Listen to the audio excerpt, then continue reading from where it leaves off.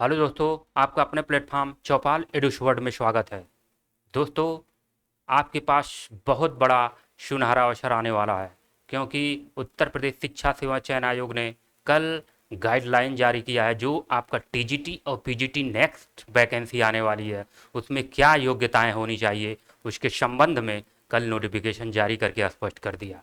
जो लोग पहले बिना बीएड के आप अप्लाई कर रहे थे टीजीटी पीजीटी, अब ये पूरी तरह से ये शिक्षा सेवा चयन आयोग रोक दिया है। अब वही छात्र स्टूडेंट अप्लाई कर पाएंगे जिनके पास बीएड होगा। तो दोस्तों, ये गाइडलाइन इशारा है कि आपके पास बहुत जल्द जो है उत्तर प्रदेश शिक्षा सेवा चयन आयोग, जो काफ़ी दिनों से चर्चा चल रहा है, 30,000 वैकेंसी आने वाली है। तो दोस्तों, ज़रूर आपके सामने 30,000 वैकेंसी आने वाली है, तभी शिक्षा सेवा चयन आयोग ये पहले अपना गाइडलाइन जारी कर दिया है। तो दोस्तों, ये हम लोगों के पास बहुत सुनहरा अवसर है, इसको हम लोग को जाने नहीं देना है। और कंटिन्यू इस क्लास के माध्यम से आपको एक एक कदम सफलता की तरफ हम लोग ले चलेंगे। और जो भी क्वेश्चन हो रहा है, आप लोग उसको कंटिन्यू देखते रहिए, क्योंकि ये मोस्ट इंपॉर्टेंट क्वेश्चनों का सीरीज चल रहा है, जो आने वाले एग्जाम में आपके सपनों को साकार करने वाला क्लास होगा। दोस्तों, आइए आज के सेशन का हम लोग शुरुआत करते हैं, जिसमें मोस्ट इंपॉर्टेंट क्वेश्चनों को शामिल किया गया है। आपका पहला आज के सेशन का पहला क्वेश्चन है, विश्व के जनसंख्या संसाधन प्रदेश निर्धारित करने वाले विद्वान का नाम बताना है। जो भी इसमें क्वेश्चन शामिल किए गए हैं, जो एग्जाम में आने वाले हैं, उन्हीं क्वेश्चनों को इस प्लेटफॉर्म पे कराया जाता है। ऑप्शन दिया गया है, क्या वो माल्थस हैं, क्या वो मार्क्स हैं, क्या वह एकरमैन है, या वो जिम्मरमैन है।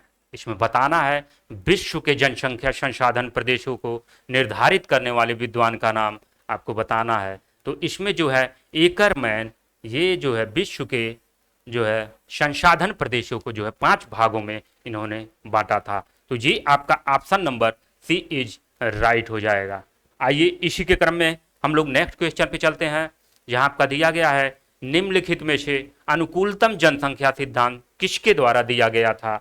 ये आपका जो है आंसर दिया गया है एडवर्ड वेस्ट और एडविन कैनन और मार्गेट स्ट्रेंज और थॉमस सैडलर। इसमें बताना है निम्नलिखित में से अनुकूलतम जनसंख्या सिद्धांत किसके द्वारा दिया गया था। तो इसमें आपका ऑप्शन नंबर बी, ये अक्सर परीक्षा में पूछा गया हुआ क्वेश्चन है, ये आपका एडविन कैनन, ये आपका राइट हो जाएगा। आइए दोस्तों, हम लोग नेक्स्ट क्वेश्चन पे बढ़ते हैं, जहां आपका दिया गया है, मानव प्रकृति की आज्ञा मानकर ही उसे आदेश देता है। यह एक कोटेशन है, इसमें बताना है कौन सा जो है कथन सही है। क्या ईसी शैम्पुल्स द्वारा दिया गया था, या जी ब्रोन्स द्वारा, या एफ सेल्डर द्वारा, या आर ई डिकिंसन द्वारा। दोस्तों, मानव प्रकृति की आज्ञा मानकर ही उसे आदेश देता है, यह काफी इंपॉर्टेंट है। ये कोटेशन जो है अक्सर पूछा जाता है। ये आपका ईसी शैम्पुल, ये आपका राइट हो जाएगा। इसे आप लोग याद रखिए, काफी इंपॉर्टेंट है। आइए हम लोग नेक्स्ट क्वेश्चन पे बढ़ते हैं, जहां आपका दिया गया है, निम्नलिखित में से कौन द पॉपुलेशन बम नामक किताब लिखी थी। काफी ये आपका इंपॉर्टेंट है, ये परीक्षा में पूछे जाने की पूरी संभावना है। इसे आप लोग जो है याद रखिएगा, काफी इंपॉर्टेंट है। ये आपका बुक जो है 1968 में 1968 में ये आपका ऑप्शन दिया मीडोज, हागेट और हरलिच और रेड जेल। तो ये आपका 1968 में आपका जो है हर लिच के द्वारा ये द पॉपुलेशन बम नामक किताब लिखा गया था। काफी इंपॉर्टेंट है, इसे आप लोग जरूर नोट कर लीजिएगा। आइए हम लोग नेक्स्ट क्वेश्चन पे चलते हैं, जहां दिया गया है आपका, सूची फर्स्ट को सूची सेकंड से सुमिलित करना है। एक तरफ आपका सूची फर्स्ट दिया है और एक तरफ आपका सूची सेकंड दिया है, इसको मैच कराना है। जिसमें आपका एक तरफ प्रत्यक्षवादी भूगोल और एक तरफ आचार परक भूगोल और एक तरफ मानववादी भूगोल और एक तरफ नवनियतिवादी भूगोल दिया है। और सूची सेकंड में इनका जो है ये कौन कौन दिए थे, उनका जो है भूगोलवेत्ताओं का उसमें नाम दिया गया है, उससे हमको जो है मैच कराना है। तो दोस्तों, ये आपका प्रत्यक्षवादी भूगोल, ये इसके लिए जो है अगस्त काम्टे जो है बहुत प्रसिद्ध हैं, उसके लिए जो है ये जाने जाते हैं। तो प्रत्यक्षवाद आपका अगस्त काम्टे हो जाएगा। और आचार परक भूगोल जो एग्जाम में काफी बार ये रिपीटेड क्वेश्चन है कि आचार परक भूगोल जब भी पूछेगा तो आप विलियम किर्क लगाएंगे, ये आपका राइट होगा। तो ये आपका जो है बी का आपका दूसरा हो जाएगा। और मानवतावादी भूगोल ये आपका ई भू तुगान, ये तुगान महोदय मानवतावादी भूगोल ये दिए थे। और नवनियतिवाद ये आपका ग्रिफिथ टेलर, जिनके द्वारा स्टॉप एंड गो, रुको और जाओ की संकल्पना दिया गया था। ये काफी इंपॉर्टेंट है। आइए इसको हम लोग कूट में मैच कराते हैं कौन सा जो है राइट है। तो इसमें आपका पहले ऑलरेडी सभी मिला है 1 2 3 4, ये आपका option number A is right हो जाएगा। इसको आप लोग जरूर देख लीजिएगा, काफी इंपॉर्टेंट है। यहां से आपका टीजीटी और पीजीटी में आना ही आना क्वेश्चन है। आइए इसी क्रम में हम लोग नेक्स्ट क्वेश्चन पे बढ़ते हैं, जहां आपका दिया गया है सूची फर्स्ट को सूची सेकंड से जो है सम्मिलित करना है। एक तरफ आपका सूची फर्स्ट में दिया है मानव वातावरण संबंध, और एक तरफ उससे संबंधित जो है भूगोलविदता का नाम दिया गया है। एक तरफ आपका संभववाद, निश्चयवाद और वैज्ञानिक निश्चयवाद और क्रियात्मक संभववाद, और उसी के सामने जो है भूगोलविदता में ग्रिफिथ टेलर, जी टैथम और ब्लाश और रेडजेल दिया है। दोस्तों काफी इंपॉर्टेंट जो भी क्वेश्चन हो रहा है, जो आपके एग्जाम में जो है डायरेक्ट आने की संभावना है, उन्हीं क्वेश्चनों को इस प्लेटफॉर्म पे कराया जा रहा है। तो आप लोग जरूर इसको कूट वाला भी विशेष रूप से रखिएगा। तो आइए इसमें जो है संभववाद के लिए आपका जो है ब्लाश महोदय जो फ्रांसीसी विद्वान है, इनको जो है संभववाद के लिए जाना जाता है। और निश्चयवाद ये आपका जर्मन विद्वान, ये आपका जो है रेडजेल को जाना जाता है। और वैज्ञानिक निश्चयवाद जो स्टॉप एंड गो देने वाले थे, ये आपका ग्रिफिथ टेलर, ये आपका जो है सी का आपका पहला हो जाएगा। और क्रियात्मक संभववाद या प्रसंभववाद पूछता है, ये आपका जी टैथम हो जाएगा। आइए इसको हम लोग ऑप्शन में मैच कराते हैं। एक आपका तीसरा 3 जगह दिया है, इसमें और इसमें और इसमें। आइए हम लोग नेक्स्ट पे मिलाते हैं निश्चयवाद, ये आपका बी का आपका चौथा, केवल एक जगह बी में चौथा दिया है। तो ये आपका ऑप्शन नंबर जो है सी इज राइट हो जाएगा। काफी इंपॉर्टेंट है, इसे आप लोग जरूर ध्यान दीजिएगा। आइए नेक्स्ट क्वेश्चन पे हम लोग बढ़ते हैं, जहां आपका दिया गया मत्स्य कृषि सूचक है। क्या यह नियतिवाद का है या संभववाद का है या संभाववाद का है या नव निर्यातकवाद का है? तो इसमें बताना है मत्स्य कृषि सूचक। तो ये आपका ऑप्शन नंबर बी संभववाद, जिसके जो है प्रवर्तक आपका जो ब्लाश महोदय, ब्रुंश महोदय, ये सब संभववाद के प्रवर्तक थे। आइए इसी के क्रम में हम लोग नेक्स्ट क्वेश्चन पे बढ़ते हैं, जहां आपका दिया गया है इन भूगोलवेत्ताओं में से कौन भौगोलिक वातावरण के प्रभाव का लेखक है? हर्बर्ट स्पेंसर या फ्रेडरिक रेडजेल या आपका कार्ल रिटर या आपका ईसी शैम्पुल? इसमें बताना है कौन सा आपका जो है राइट है। काफी इंपॉर्टेंट है, ये अक्सर परीक्षाओं में जो है पूछा जाता है। तो ये आपका भौगोलिक वातावरण के प्रभाव जो ईपी शैम्पुल ने 1911 में ये इनके द्वारा लिखा गया था। काफी परीक्षाओं में रिपीटेड क्वेश्चन है, भौगोलिक वातावरण के प्रभाव। ये आपका ऑप्शन नंबर जो है डी इज राइट हो जाएगा।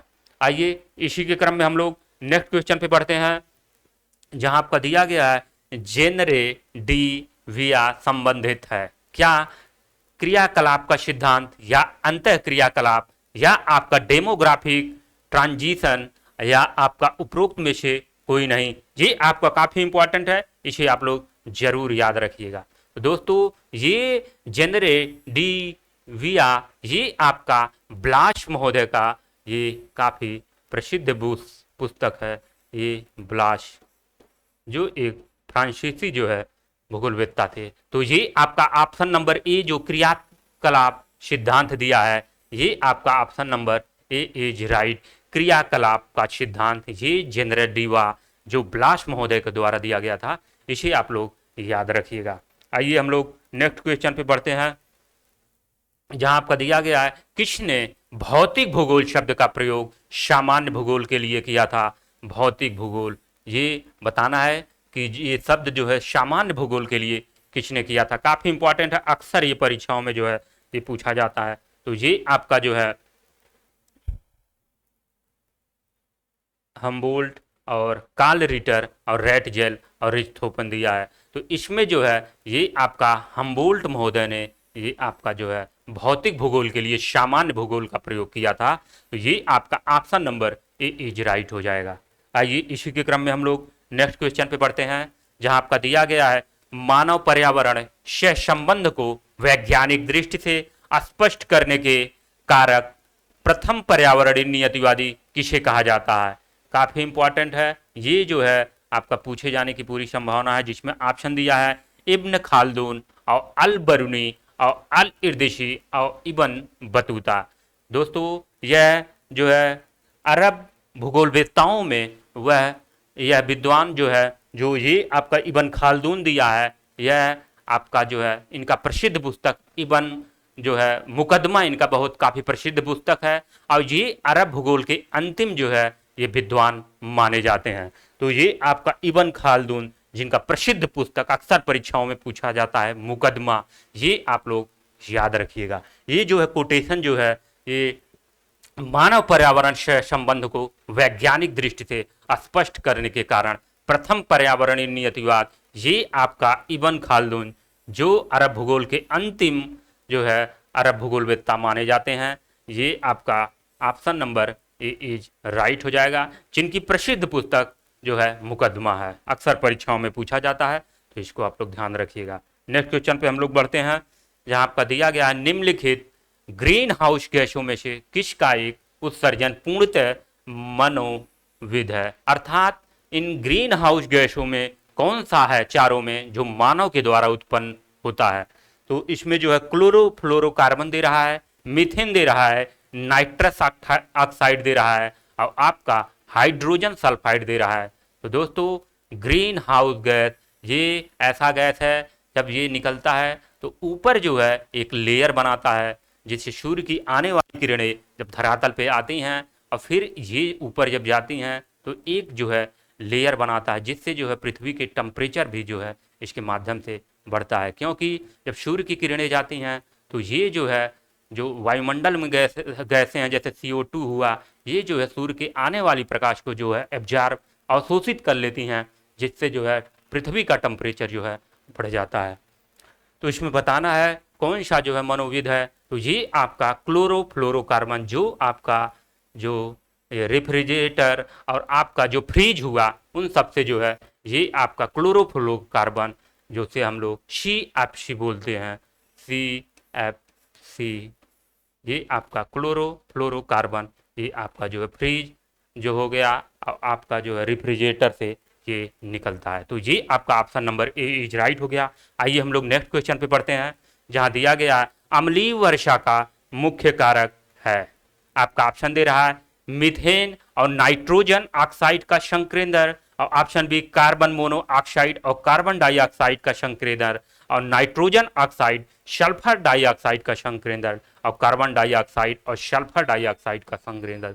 अम्लीय वर्षा का मुख्य कारक क्या है। तो दोस्तों इसमें जो है option number C nitrogen oxide और सल्फर डाइऑक्साइड का संकेंद्रण, ये आपका option number C is right हो जाएगा। ये पोर्शन ऐसा है जहां से आपका क्वेश्चन हमेशा आता रहता है, तो ये आप लोग टॉपिक याद रखिएगा। आइए हम लोग नेक्स्ट क्वेश्चन पे पढ़ते हैं। वर्तमान में वन साधन के घटने में सबसे महत्वपूर्ण कारक क्या है। इसमें बताना है जो वर्तमान में जो वन संसाधन जो घट रहा है उसके महत्वपूर्ण कारक इनमें से कौन सा है। दिया है मिट्टी अपरदन, वनीय आग और बाढ़े और अधिक गिरना। तो इसमें दोस्तों आप लोग आए दिन जो है विश्व के विभिन्न देशों को देख रहे होंगे, जिसमें वन में बड़ी मात्रा में जो गर्मियों में आग लग जाती है, जिससे जो है पेड़ों की जो है ज़्यादा जो है जलकर नुकसान हो जाता है। तो इस समय जो है वर्तमान में ये वनीय आग सबसे बड़ी समस्या जो है पर्यावरण के लिए बनी हुई है। तो ये आपका option number B is right हो जाएगा। आइए हम लोग नेक्स्ट क्वेश्चन पे बढ़ते हैं, जहां आपका दिया गया है भारत के बायोस्फीयर रिजर्व में निम्नलिखित में से कौन एक यूनेस्को के विश्व बायोस्फीयर तंत्र में सम्मिलित नहीं है। इन चारों में बताना है वह कौन सा है जो विश्व बायोस्फीयर तंत्र में सम्मिलित नहीं है। क्या वह सुंदरवन या मन्नार की खाड़ी या नीलगिरी या मानस।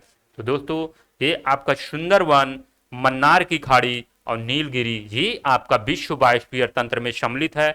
लेकिन जो ये आपका मानस दे रहा है, जो आसाम में हाथियों के लिए काफी प्रसिद्ध है। आसाम में दो जो है ये आपका बायोस्फीयर जो है पाए जाते हैं, जिसमें आपका एक है मानस और एक है काजीरंगा। मानस जो है हाथी के लिए प्रसिद्ध है और आपका जो है काजीरंगा जो है एक शिंग गैंडे के लिए बहुत प्रसिद्ध है। ये अक्सर परीक्षाओं में पूछा जाता है, इसको आप लोग याद रखिएगा। आइए इसी के क्रम में हम लोग नेक्स्ट क्वेश्चन पे बढ़ते हैं, जिसमें आपका इसमें बता दिए हैं ना कौन सा, ये आपका सी इज राइट हो जाएगा। इसी क्रम में हम लोग आगे बढ़ते हैं, जिसमें हैकिस्टोथर्मल पौधे कहाँ पाए जाते हैं। ये आपका ऑप्शन दिया गया है भूमध्य सागरीय जलवायु या उष्ण मरुस्थल या विषुवतीय जलवायु या आपका शीत मरुस्थल। तो ये जो है हैकिस्टोथर्मल पौधे ये आपका जो है शीत मरुस्थल में पाए जाते हैं। ये आपका option number D is right हो जाएगा। यहाँ से जो है क्वेश्चन आपका अक्सर पूछा जाता है, ये आप लोग ध्यान रखिएगा।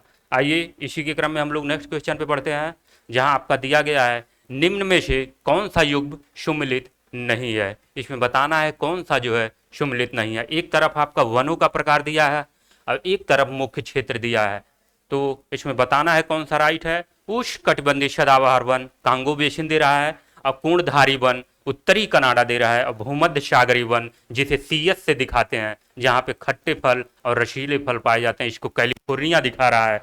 और उष्णकटिबंधीय पतझड़ वन ये आपका मंगोलिया दिखा रहा है। इसमें बताना है कि कौन सा जो है आपका सही नहीं है। तो दोस्तों उष्णकटिबंधीय पतझड़ वन ये जो मंगोलिया दिखा रहा है, मंगोलिया न होके ये आपका अपना प्यारा भारत, ये आपका इंडिया अर्थात भारत होगा।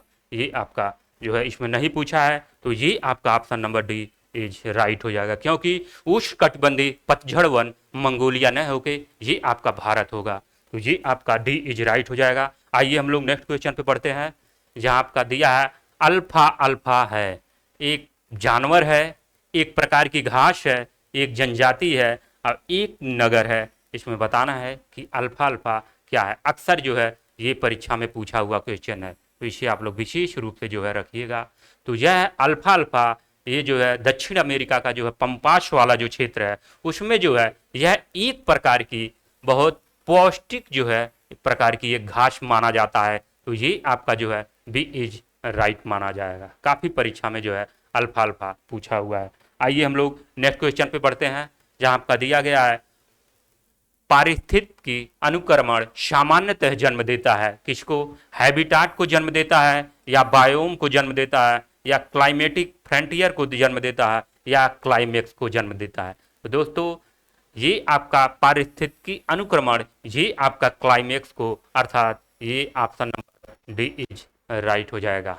आइए इसी के क्रम में हम लोग नेक्स्ट क्वेश्चन पे बढ़ते हैं, जहां आपका एक तरफ दिया गया है पारिस्थितिकी तंत्र की उत्पादकता को ध्यान में रखते हुए निवल प्राथमिक उत्पादन एनपीपी डैश डैश होता है। आपका जो है इसमें बताना है सकल प्राथमिक उत्पादन जीडीपी पाई उत्पादित कुल ऊर्जा, सकल प्राथमिक उत्पादन और जीडीपी प्लस उत्पादित कुल ऊर्जा, और ऑप्शन नंबर सी सकल प्राथमिक उत्पादन जीडीपी माइनस श्वसन के माध्यम से नष्ट हुई ऊर्जा। ये आपका ऑप्शन नंबर जो है ये आपका सी राइट हो जाएगा। पारिस्थितिकी तंत्र की उत्पादकता को ध्यान में रखते हुए निवल प्राथमिक उत्पादन जो है ये आपका सकल प्राथमिक उत्पाद माइनस श्वसन के माध्यम से ये आपका नष्ट हुई ऊर्जा, ये आपका option number C is right होगा। इसे आप लोग जरूर ध्यान रखिएगा। आइए हम लोग नेक्स्ट क्वेश्चन पे बढ़ते हैं, निम्नलिखित में से कौन एक सुमिलित नहीं है। एक तरफ आपका महासागरीय निक्षेप दिया है और एक तरफ उनका स्रोत दिया है। उज दिया है आपका जैविक और लाल मिट्टी दिया है अजैविक, ये आपका अजैविक, और वहीं पे टेक्टाइल ये आपका ब्रह्मांडी दिया है और ये आपका कीचड़ दे रहा है ज्वालामुखी से। इसमें बताना है कौन सा जो है सुमिलित नहीं है। तो दोस्तों ये जो है कीचड़ को ही हम पंख भी बोलते हैं, तो ये आपका ज्वालामुखी न होके ये आपके नदियों के द्वारा इसका जो है निर्माण होता है। तो इसमें जो है नहीं पूछा था, तो ये आपका option number D is right हो जाएगा। आइए इसी के क्रम में हम लोग नेक्स्ट क्वेश्चन पे पढ़ते हैं, जहाँ आपका दिया गया है एक समुद्री तरंग के उच्चतम तथा निम्नतम बिंदुओं को निम्नलिखित में से किसके द्वारा जाना जाता है। समुद्र में जो है एक आपका ये आपका जब उठता है तो ये आपका जो है उच्चतम होता है और ये जो है ये आपका निम्नतम होता है। तो इसमें बताना है कि इनको जो है उच्चतम को किस नाम से जानते हैं और जो है निम्नतम को किस नाम से जानते हैं। तो दोस्तों तरंग शिखर, ये जो है सबसे उच्च भाग को जो है तरंग शिखर के नाम से जाना जाता है और ये जब गिरता है और नीचे जाता है तो इसे हम तरंगर्थ, इसको जो है तरंगर्थ और इसको जो है ये आपका तरंग शिखर के नाम से जाना जाता है। तो ये आपका option number D is right हो जाएगा। दोस्तों जो भी क्वेश्चन कराया जा रहा है काफ़ी इंपॉर्टेंट है, आपको देखने से ही लग रहा होगा ये क्वेश्चन जो है अक्सर परीक्षाओं में पूछा हुआ क्वेश्चन है, तो इसे आप लोग जरूर याद रखिएगा। आइए हम लोग नेक्स्ट क्वेश्चन पे पढ़ते हैं, जहां आपको दिया है कौन सी महासागरीय धारा मैक्सिको की खाड़ी से गर्म पानी को अटलांटिक महासागर के पार पश्चिमी यूरोप तक पहुंचाती है जिससे वहां की जलवायु प्रभावित होती है। ऑप्शन दे रहा है लेब्राडोर धारा, कैलिफोर्निया धारा और गल्फ स्ट्रीम धारा और कनारी की धारा। दोस्तों एक जो है गर्म धारा होती है और एक आपका ठंडी धारा होती है। हमेशा जो है जो विषुवत रेखा से जो है ध्रुवों की तरफ चलती है वो हमेशा गर्म जलधारा होती है और इसी के जस्ट अपोजिट अगर देखा जाए जो ठंडे क्षेत्र अर्थात जो ध्रुवों से भूमध्य सागर की तरफ चलती है उसे हम जो है ठंडी जलधारा कहते हैं। तो ये आपको कॉन्सेप्ट पता होना चाहिए। इसमें पूछा गया है जो है कौन सी महासागरीय धारा मैक्सिको की खाड़ी से गर्म पानी को अटलांटिक महासागर के पार पश्चिम यूरोप तक पहुंचाती है जिसे कहा जाता है। तो ये आपका ऑप्शन नंबर जो दे रहा है सी गल्फ स्ट्रीम, जो विश्व की सबसे तीव्र गति से बहने वाली ये जलधारा है, जो आपका option number C is right हो जाए। गल्फ स्ट्रीम काफी क्वेश्चन यहाँ से जो है बनता है, तो ये आप लोग याद रखिएगा। आइए हम लोग नेक्स्ट क्वेश्चन पे बढ़ते हैं, जहां आपका दिया गया है निम्नलिखित में से कौन सा कथन सत्य नहीं है। इसमें जो है सत्य नहीं है इसको बताना है। ऑप्शन दे रहा है टर्बिटी धाराएं जल के अंदर तीव्र गति से गिरते अपघर्षित निक्षेप हैं।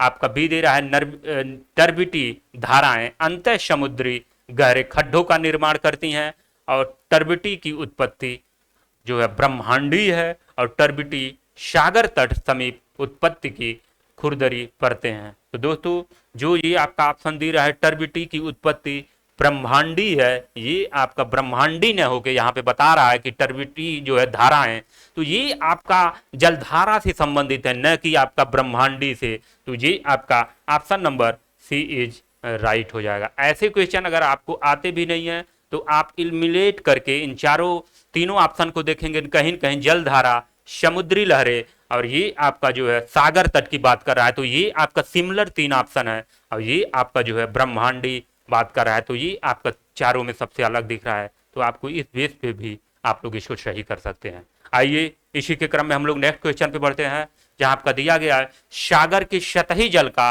औसत तापमान होता है। क्या यह 22 सेंटीग्रेड होता है या 15 सेंटीग्रेड या 26.7% या 18.6% या 22 सेंटीग्रेड या 15 सेंटीग्रेड या 26.7 सेंटीग्रेड या 18.6 सेंटीग्रेड। तो इसमें बताना है सागर के सतही जल का औसत तापमान। वैसे देखा जाए दोस्तों अगर आपको ऑप्शन में जो है ये 17 आपका जो है 2%, ये आपका कहीं दिख नहीं रहा है, इसके करीब में आपको ऑप्शन देखना है सबसे करीब में कौन सा ऑप्शन है। तो ये आपका जो है 18.6 जो है ऑप्शन है ये आपका राइट हो जाएगा। आयोग ने जो है इसे ही 18.6 अर्थात 18.6 को ही जो है ये आपका राइट माना गया था। लेकिन अगर आपको ऑप्शन में ये आपका 17 अर्थात 17.2% अगर मिलेगा तो आप लोग इसे जो है राइट करेंगे। आइए इसी के क्रम में हम लोग नेक्स्ट क्वेश्चन पे बढ़ते हैं, जहां आपका दिया गया है नीचे दो कथन दिया है, एक अभिकथन ए और एक कारक आपका आर दिया है। इसमें बताना है कौन सा आपका जो है सही है। अभिकथन ए में दे रहा है उत्तरी गोलार्ध में महासागर दक्षिणी गोलार्ध की तुलना में अपेक्षाकृत अधिक औसत तापमान दर्ज करते हैं, ये आपका अभिकथन ए है। और अभिकथन आर दे रहा है उत्तरी और दक्षिणी गोलार्ध में तापमान में भिन्नता दोनों गोलार्ध में भूमि और महासागर के जो है वितरण में असमानता के कारण है। इसमें बताना है कि कूट में जो है कौन सा जो है सही है, क्या ए आर दोनों जो है सही है, सत्य है और आर ए की सही व्याख्या करता है। वहीं बी दे रहा है ए आर दोनों सत्य है लेकिन आर ए की सही व्याख्या नहीं करता है। ए सत्य है लेकिन आर गलत है, और ये आपका ए गलत है लेकिन आपका जो है आर ये आपका सत्य है। ये आपको बताना है, काफ़ी इंपॉर्टेंट है। ये आपका अक्सर जो है परीक्षाओं में जो है पूछा जाता है। तो ये आपका जो ऑप्शन दे रहा है उत्तरी गोलार्ध में महासागर दक्षिणी गोलार्ध की तुलना में अपेक्षाकृत अधिक औसत तापमान दर्ज करता है।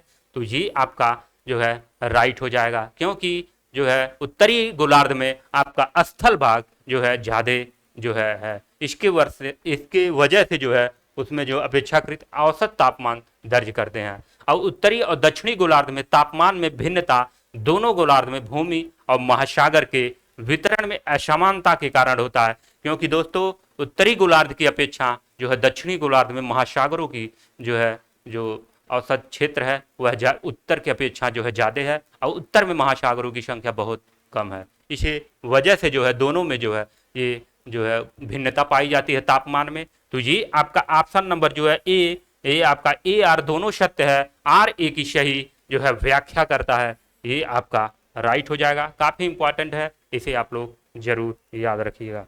आइए हम लोग नेक्स्ट क्वेश्चन पे चलते हैं, जहां आपका दिया गया है महासागरीय जल में लवणीयता का दूसरा सबसे बड़ा जो है घटक कौन सा है। महासागर में जो है विभिन्न प्रकार के जो है लवणता पाए जाते हैं, जिनका क्रम होता है उसको हमको इसमें जो बताना है कि दूसरे क्रम पे सबसे जो है कौन आएगा। क्या क्लोराइड है, या सल्फेट है, या सोडियम है, या आपका मैग्नीशियम है। तो दोस्तों दूसरे नंबर पे इसमें पूछा है जो है जल में लवणता का जो है दूसरा सबसे बड़ा घटक, तो ये आपका ऑप्शन नंबर जो है सी दे रहा है सोडियम, ये आपका राइट हो जाएगा। इसे आप लोग जो है याद रखिएगा। आइए हम लोग नेक्स्ट क्वेश्चन पे बढ़ते हैं, जहां दिया गया है कोकोश किलिंग बेसिन कहाँ स्थित है। क्या हिंद महासागर में स्थित है, या प्रशांत महासागर में, या आर्कटिक महासागर में, या आपका उपरोक्त में से कोई नहीं। ये आपका जो है कोकोश किलिंग जो है काफ़ी इंपॉर्टेंट है, अक्सर जो है ये परीक्षाओं में पूछा जाता है। तो ये आप लोग को बताना है कहाँ पे है। तो ये आपका जो है हिंद महासागर, ये आपका कोकोश किलिंग, ये आप याद रखिएगा, काफ़ी इंपॉर्टेंट है, अक्सर जो है ये आपका जो है पूछा जाता है। आइए इसी के क्रम में हम लोग जो है आगे बढ़ते हैं, जिसमें दिया गया है आपका नेक्स्ट में निम्न में से प्रशांत महासागर के गर्त हैं। इसमें जो है प्रशांत महासागर में गर्त बताना है चुराइल गर्त, प्यूटोरिको गर्त और कर्माडेक गर्त, टोगो दे रहा है। इनमें से जो है चारों में बताना है कौन सा प्रशांत महासागर में जो है गर्त पाए जाते हैं। दोस्तों अगर देखा जाए समस्त महासागरों में जो है गर्तों की संख्या आपका 57 अर्थात 57 है, जिसमें हिंद महासागर में देखा जाए तो आपका 6 गर्त है, और वहीं पे अगर प्रशांत महासागर में देखा जाए तो ये आपका जो है 32, और वहीं पे अगर देखा जाए अटलांटिक महासागर में तो आपका 19 अर्थात 19, टोटल मिला के 57 गर्त, जो परीक्षाओं में अलग अलग परीक्षाओं में ये पूछा हुआ क्वेश्चन है, इसे आप लोग याद रखिएगा। तो यहाँ पे प्रशांत महासागर में ये आपका क्यूराइल और आपका कर्माडेक और टोगा, ये आपका जो है प्रशांत महासागर, और ये जो है प्यूटोरिको, ये आपका प्रशांत न होके ये आपका अटलांटिक महासागर में जो है ये पाया जाता है। ये आप लोग याद रखिएगा। तो ऑप्शन में अगर मिलाया जाए ए सी डी, तो ये आपका A C D option number B में ये आपका राइट हो जाएगा, और प्यूटोरिको आपका अटलांटिक महासागर में, इसे आप लोग याद रखिएगा। आइए अब इसी के संबंध में अगर बात किया जाए तो मेरियाना गर्त आपने सुना होगा, जिसकी जो है विश्व की सबसे गहरी जो है खाई मेरियाना ट्रेंच, जिसका जो है 11,023 जो है मीटर इसकी गहराई है, इसे आप लोग जो है याद रखिएगा। आइए हम लोग नेक्स्ट क्वेश्चन पे बढ़ते हैं, जहां आपका दिया गया है आपका सूची फर्स्ट के साथ सूची सेकंड को जो है मैच कराना है। एक तरफ आपको खाई दिया है, गर्त दिया है, और एक तरफ आपको महासागर दिया गया है। आप ऑप्शन जो है सूची फर्स्ट में प्यूटोरिको खाई, जावा सुंडा खाई और चैलेंजर खंड और मौली खंड, और एक तरफ आपको आर्कटिका, प्रशांत, हिंद और अटलांटिक दे रहा है। तो इसको आइए हम लोग मैच कराते हैं, जिसमें आपको प्यूटोरिको खाई, ये आपका अटलांटिक, जिसके बारे में अभी हम लोग चर्चा किए हैं। और जावा ये आपका शुंडा खाई ये आपका हिंद महासागर में है। और ये आपका चैलेंजर जो है खंड ये आपका प्रशांत महासागर, जिसकी जो है हाइट जो है गहराई है 11,000, ये आपका 11,000, ये आपका 22, ये आपका मीटर, ये आपका जो है इसकी जो है गहराई हो गई। और ये आपका मौलिक खड्ड ये आपका आर्कटिक क्षेत्र में, तो ये आपका जो है मिलान हो गया। आइए इसको हम लोग ऑप्शन में मिलाते हैं, जिसमें प्यूटोरिको खाई आपका ए का चौथा केवल एक ऑप्शन में डी में दे रहा है, ये आपका राइट हो जाएगा, ये डी इज राइट हो जाएगा। आइए दोस्तों हम लोग नेक्स्ट क्वेश्चन पे बढ़ते हैं। दोस्तों आज के सेशन का हम लोग यहीं पे एंड करते हैं, क्योंकि जो हम लोग सीरीज चला रहे हैं मोस्ट इंपॉर्टेंट 30 क्वेश्चनों का, ये यहीं पे पूरा होता है। दोस्तों ये आपका जो है चौपाल एडुस वर्ल्ड ये आपका चैनल है। जो भी छात्र स्टूडेंट अभी तक इस चैनल को सब्सक्राइब नहीं किए हैं, आप लोग सब्सक्राइब कर लें, क्योंकि आपको ऐसे ही इम्पॉर्टेंट क्लास जो है मिलता रहेगा। तो ये आप लोग जो है सब्सक्राइब करें, और जो भी लोग वीडियो देखते हैं उसको लाइक और जो है कमेंट भी आप लोग करें। ये आपका जो बैच चल रहा है LT, TGT, PGT और LT ग्रेड, और आने वाला जो एग्ज़ाम है बिहार स्टेट जो ज्योग्राफी से देना चाह रहे हैं, वो भी इस वीडियो को जो है देख सकते हैं। और आपका ये जो है क्लास 6 नंबर ये आपका जो चल रहा है, अभी तक जो भी स्टूडेंट जो है 5 क्लास जो मोस्ट इंपॉर्टेंट क्लास है नहीं देखे हैं, एक बार आप लोग पिछला भी क्लास देखिए, आपको अंदाज़ा लगेगा कि जो भी इस प्लेटफॉर्म पे क्वेश्चन हो रहा है, जो आने वाला क्वेश्चन है वही इस प्लेटफॉर्म पे जो है कराया जाता है। तो दोस्तों ये आपका जो है नेक्स्ट जो है चलेगा ये SST से संबंधित, ये आपका व्याख्या सहित संपूर्ण क्लास होगा, और अध्यायवार जो है हम लोग प्रश्न कराएंगे। तो दोस्तों आपके पास एक बहुत सुनहरा अवसर है, क्योंकि जो है आपका विधानसभा का चुनाव 2027 में है। तो गवर्नमेंट जो है आपके सामने जो है 30,000 TGT PGT और आपका प्राइमरी और जूनियर में भी वैकेंसी देने वाली है। तो आप लोग इसी तरह कंटिन्यू आप लोग लगे रहिए, आपको सफलता जरूर मिलेगा। इसी के साथ आज हम अपने सेशन को एंड करने से पहले आपका कोई सुझाव या क्वेरी हो तो आप लोग कमेंट बॉक्स में कमेंट करिए।